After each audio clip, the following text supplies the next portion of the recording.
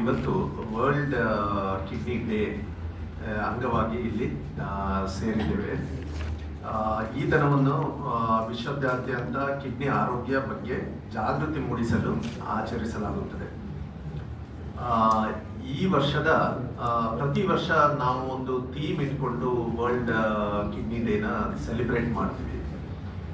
So ಈ ವರ್ಷದ world kidney ಡೇದ theme kidney health for all, caring for people, protecting the planet.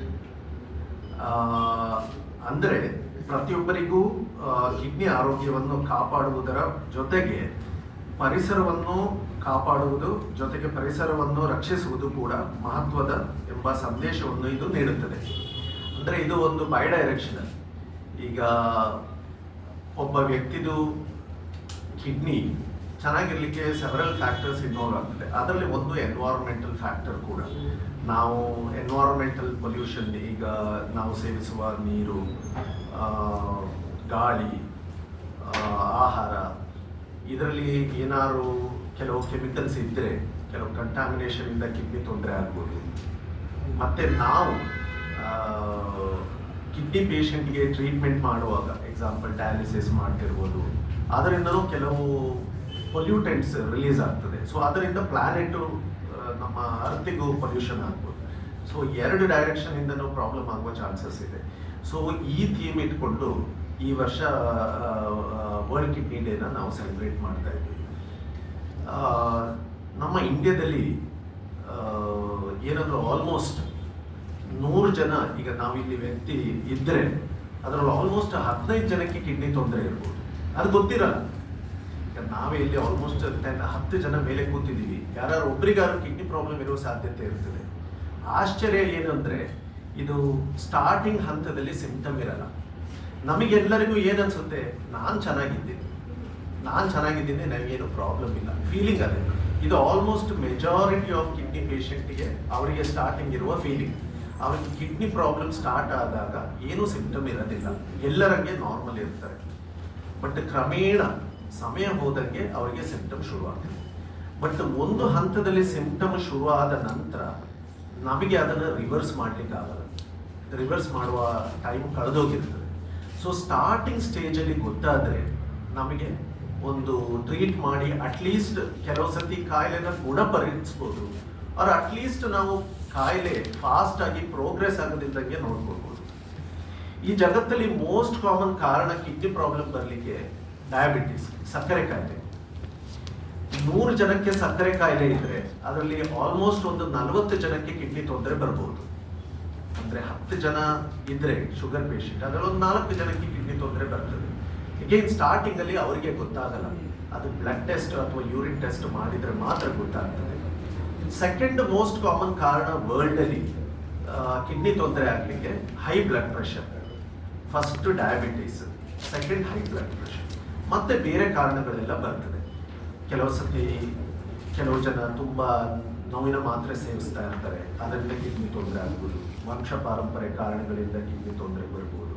ಕೆಲವು autoimmune disease ಅಂತ ಹೇಳ್ತೀವಿ, ಅದರಿಂದ ಕಿಡ್ನಿ ತೊಂದರೆ ಬರ್ಬೋದು. ಸೊ ವೇರಿಯಸ್ ಕಾರಣಗಳಿಂದ ಕಿಡ್ನಿಲಿ ಆಗುವ ಕಲ್ಲು, ಈ ಥರ ಬಹಳ ಕಾರಣಗಳಿಂದ ಕಿಡ್ನಿ ತೊಂದರೆ ಬರ್ಬೋದು. ಜಸ್ಟ್ ನಾನು ಈ ಸಮಯದಲ್ಲಿ ಒಂದು ಪರ್ಟಿಕ್ಯುಲರ್ ಪಾಯಿಂಟ್ನ ನಾನು ಹೈಲೈಟ್ ಮಾಡ್ಲಿಕ್ಕೆ ಇಷ್ಟಪಡ್ತೀನಿ. ನಾವೀಗ ತುಂಬಾ ಕಾಮನ್ ಆಗಿ ನೋಡ್ತಾ ಇರೋದು ಏನಂದ್ರೆ, ಒಂದು ಕಾರಣ ನಾನು ನೋಡ್ತಿರೋದು ಪರ್ಟಿಕ್ಯುಲರ್ಲಿ ಸಣ್ಣ ವಯಸ್ಸಿನ ಹುಡುಗಿಯರಿಗೆ ಫೇಸ್ ಕ್ರೀಮ್ ಯೂಸ್ ಮಾಡೋದ್ರಿಂದ. ಫೇಸ್ ಕ್ರೀಮ್, ಎಷ್ಟೋ ಜನ ನಾನು ಬಿಳಿ ಆಗ್ಬೇಕು ಅಂತ ಫೇಸ್ ಕ್ರೀಮ್ನ ಯೂಸ್ ಮಾಡ್ತಾರೆ. ಬಟ್ ಈಗ ಎಷ್ಟೊಂದು ಫೇಸ್ ಕ್ರೀಮ್ಗಳಲ್ಲಿ ಹೈ ಲೆವೆಲ್ ಮರ್ಕ್ಯೂರಿ ಇರ್ತದೆ. ಆ ಹೈ ಲೆವೆಲ್ ಮರ್ಕ್ಯೂರಿಯಿಂದ ಕಿಡ್ನಿ ತೊಂದರೆ ಬರ್ತದೆ. ಕೆಲವು ಪರ್ಟಿಕ್ಯುಲರ್ ಕಿಡ್ನಿ ಪ್ರಾಬ್ಲಮ್ ಇದೆ. ಇದು ವೆರಿ ಕಾಮನ್ಲಿ ನೋಡ್ತಾ ಇದ್ದೀವಿ. ಇದನ್ನು ನೋಡಿದ್ರೆ ನನಗೆ ತುಂಬ ಬೇಜಾರಾಗ್ತದೆ. ಅಂದರೆ ನಾನು ಈಗ ರೀಸೆಂಟ್ ಆಗಿ ನೋಡಿರುವಂಥದ್ದು, ಒಂದು ಸಣ್ಣ ಹುಡುಗಿ, ರೀಸೆಂಟ್ ಆಗಿ ಮದುವೆ ಆದ ಹುಡುಗಿ, ಯಂಗ್ ಇನ್ನರ್ 20s ಅಷ್ಟೇ, ಮದುವೆ ಆಗಿದೆ. ಮದುವೆಕ್ಕಿಂತ ಮುಂಚೆ ಎಲ್ಲ ಹುಡುಗಿಗಿರುವ ಆಸೆ ಚಂದ ಕಾಣಬೇಕು ಅಂತ ಅವಳು ಫೇಸ್ ಕ್ರೀಮ್ ಯೂಸ್ ಮಾಡ್ತೇವೆ. ಈಗ ಮದುವೆ ಆಗಿ ಒಂದು 3 months ಆಗಿದೆ ಅಷ್ಟೇ, ಕಾಲು ದಪ್ಪ ಆಗಲಿಕ್ಕೆ ಶುರುವಾಯಿತು. ಅವಳು ನನ್ನ ಹತ್ರ ಬಂದು, ನಾನು ಟೆಸ್ಟ್ ಮಾಡಿ ನೋಡುವಾಗ ಕಿಡ್ನಿ ತೊಂದರೆ ಉಂಟು, ಮೂತ್ರದಲ್ಲಿ ತುಂಬ ಪ್ರೋಟೀನ್ ಲೀಕ್ ಆಗ್ತಾ ಇದೆ, ಎಲ್ಲ ಕಿಡ್ನಿ ಬಯಾಪ್ಸಿ ಮಾಡಿದೆ, ಎಲ್ಲ ಟೆಸ್ಟ್ ಮಾಡುವಾಗ ಅವಳಿಗೆ ಕಿಡ್ನಿಲಿ ಸಮಸ್ಯೆ ಇದೆ ಅಂತ ಗೊತ್ತಾಗಿದೆ. ಎಲ್ಲ ಅವಳ ಹಿಸ್ಟ್ರಿ ಡೀಟೇಲ್ ತಗೊಳ್ಳುವಾಗ ಅವಳು ಫೇಸ್ ಕ್ರೀಮ್ ಯೂಸ್ ಮಾಡ್ತಾ ಇದ್ದಾಳೆ. ಸೊ ಇದು ಒಂದು ನಾನು ಈಗ ಯಾಕೆಂದ್ರೆ ಈ ಪರ್ಟಿಕ್ಯುಲರ್ ಥೀಮ್ ಏನಂದ್ರೆ ನಮ್ಮ ಎನ್ವೈರನ್ಮೆಂಟ್ ಒಂದು ಇನ್ಕ್ಲೂಡ್ ಮಾಡಿದ್ದಾರೆ ಈ ಸಲ ವರ್ಲ್ಡ್ ಕಿಡ್ನಿ ಡೇ. ಸೊ ಈ ಒಂದು ಪಾಯಿಂಟ್ ನಾನು ಮಾಡಲಿಕ್ಕೆ ಇಷ್ಟಪಡ್ತೀನಿ. ತುಂಬ ಕೇರ್ಫುಲ್ ಆಗಿರಬೇಕು. ಎಲ್ಲ ಫೇಸ್ ಕ್ರೀಮ್ಗಳನ್ನ ಆದಷ್ಟು ಯೂಸ್ ಮಾಡೋದನ್ನ ಅವಾಯ್ಡ್ ಮಾಡಿ. ಇದೊಂದು ಪರ್ಟಿಕ್ಯುಲರ್ ಪಾಯಿಂಟ್ ಹೇಳಿದ್ದೀನಿ ನಾನು. ಈಗ ನಾನು ಮುಂಚೆ ಹೇಳಿದಂಗೆ ಶುಗರು, BP ಇದು ಎರಡು most common reason kidney problem ಆಗಿದೆ. ಆಮೇಲೆ ಸ್ಟಾರ್ಟಿಂಗಲ್ಲಿ ಸಿಂಪ್ಟಮ್ ಗೊತ್ತಾಗೋದಿಲ್ಲ, ಚೆಕ್ ಮಾಡಿದರೆ ಮಾತ್ರ ಗೊತ್ತಾಗುತ್ತೆ. ಸೊ ಹೇಗೆ ಎಂತ ಮಾಡಬೇಕು ನಾವು ಶುಗರ್ ಈಗ ಕಿಡ್ನಿ ತೊಂದರೆ ಇದೆಯಾ ಅಂತ ಗೊತ್ತಾಗಲಿಕ್ಕೆ ಯಾರು ನೋಡಬೇಕು? ಈ ಎರಡು ಪ್ರಶ್ನೆಗಳು. ಯಾರು ಟೆಸ್ಟ್ ಮಾಡಿಸ್ಬೇಕು? ಎಲ್ಲರೂ ಮಾಡಬೇಕು. ಹೌದು ಅಂದರೆ ಇಡೀ ನಾವೆಲ್ಲರೂ ಒಂದು 10 ವರ್ಷದ ಹುಡುಗನು ಹೋಗಿ ಕಿಡ್ನಿ ಚೆಕಪ್ ಮಾಡಬೇಕಂತ ಬೇಕಾಗಿಲ್ಲ. ಬಟ್ ಎಲ್ಲರೂ ಕೇರ್ಫುಲ್ ಆಗಿರಬೇಕು. ಚೆಕಪ್ ಮಾಡಬೇಕು ಅಂದರೆ ಮುಂಚೆ ಶುಗರ್ ಇರುವಂಥವ್ರು, BP ಇರುವಂಥವ್ರು, ಕಿಡ್ನಿಲಿ ಕಲ್ಲಿದ್ದಂಥವ್ರು, ಫ್ಯಾಮಿಲಿಲಿ ಯಾರಿಗಾರು ಕಿಡ್ನಿ ಪ್ರಾಬ್ಲಮ್ ಇದ್ದರೆ ಅವರು ಚೆಕಪ್ ಮಾಡಿಸ್ಬೇಕು. ಫ್ಯಾಮಿಲಿಲಿ ಯಾರಿಗಾರು ಕಿಡ್ನಿ ಪ್ರಾಬ್ಲಮ್ ಇದ್ದರೆ, ಶುಗರ್ ಇದ್ದರೆ, ಅವರಿಗೆ ಪೇಷಂಟ್ಗೆ BP ಇದ್ದರೆ, ಈ ಥರ ಇದ್ದವರು ಕಿಡ್ನಿ ಚೆಕಪ್ ಮಾಡಬೇಕು. ಸೊ ಏನು ಟೆಸ್ಟ್ ಮಾಡಬೇಕು? ಸ್ಟಾರ್ಟಿಂಗ್ ಆಗಿ ಸಿಂಪಲ್ ಆಗಿ ಬ್ಲಡ್ ಟೆಸ್ಟಲ್ಲಿ ಒಂದು ಸೀರಮ್ ಕ್ರಿಯಾಟಿನಿನ್ ಅಂತ, ಮೂತ್ರ ಟೆಸ್ಟ್ ಮಾಡಬೇಕು. ಮೂತ್ರದಲ್ಲಿ ಪ್ರೋಟೀನ್ ಲೀಕ್ ಆಗ್ತಿದೆಯಾ, ರಕ್ತ ಏನಾದ್ರು ಹೋಗ್ತಿದೆಯಾ, ಇದನ್ನು ಚೆಕಪ್ ಮಾಡಬೇಕಾಗ್ತದೆ. ಮತ್ತು ಬೇಕಾಗಿ ಬಂದರೆ ಕೆಲವು ಸ್ಪೆಷಲ್ ಸಿನಾರಿಯೋದಲ್ಲಿ ಕಿಡ್ನಿದು ಸ್ಕ್ಯಾನಿಂಗ್ ಮಾಡಬೇಕಾಗಿ ಬರ್ತದೆ.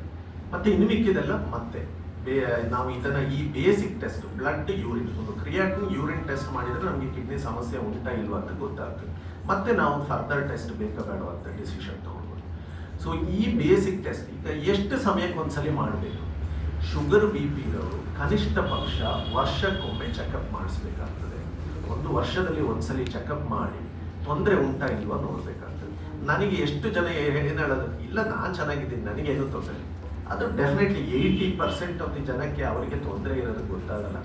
ನಾವು ಟೆಸ್ಟ್ ಮಾಡಿದರೆ ಮಾತ್ರ ಗೊತ್ತಾಗೋದು. ಸಿನ್ಸಿಯರ್ ಆಗಿ ಡಾಕ್ಟರ್ ಹತ್ರ ಹೋಗಿ ಚೆಕಪ್ ಮಾಡಿಸಿ ಉಂಟಾ ಇಲ್ವಾ ನೋಡ್ಬೇಕು.